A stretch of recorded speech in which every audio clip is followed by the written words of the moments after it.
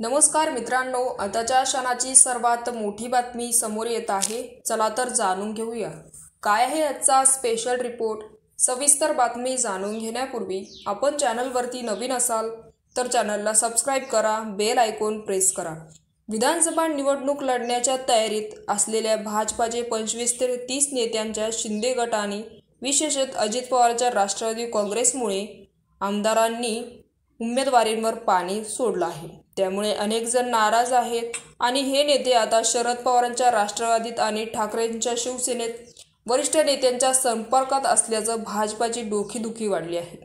तर भाजपाला गळती लावण्याचे चिन्ह असल्याने भाजपाकडून या नेत्यांना थांबवण्याची हालचाली सुरू आहेत। गेल्या विधानसभा निवडणुकीत भाजप आणि शिवसेना युती होती, त्यामुळे शिवसेनेला मिळालेल्या सर्व जागा शिंदे गटाला हव्या आहेत, तर राष्ट्रवादी काँग्रेसचे आमदार असलेल्या सर्व जागांसह काही आणखी जागांसाठी अजित पवार गटाचा आग्रह आहे। त्यामुळे भाजपामधील इच्छुकांना उमेदवारी मिळणार नसल्याचं ते नेते नाराज आहेत। हे नेते शरद पवार किंवा उद्धव ठाकरेंकडे गेल्याने त्यांच्याबरोबर जिल्ह्यातील त्यांचे सहकारी नेतेही त्यांच्यासोबत जाण्याची शक्यता आहे। तर कोकणातील नेते काठावर आहेत, त्यांच्यावर एक नजर टाकूया।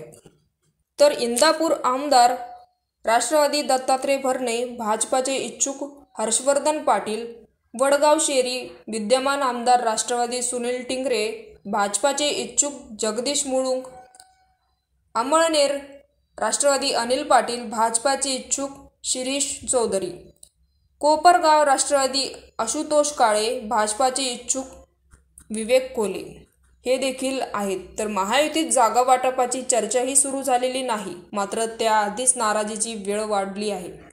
तर मित्रांनो, याविषयी आपलं काय मत आहे आम्हाला कमेंट बॉक्सच्या माध्यमातून नक्कीच कळवा आणि चॅनलला अजूनही सबस्क्राइब केलं नसेल तर चॅनलला सबस्क्राइब करा, बेल आयकॉन प्रेस करा, जेणेकरून असेच नवनवीन व्हिडिओ आणि राजकीय घडामोडी सर्वप्रथम तुम्हाला या चॅनलवरती बघायला मिळतील। तूर्तास धन्यवाद। जय महाराष्ट्र।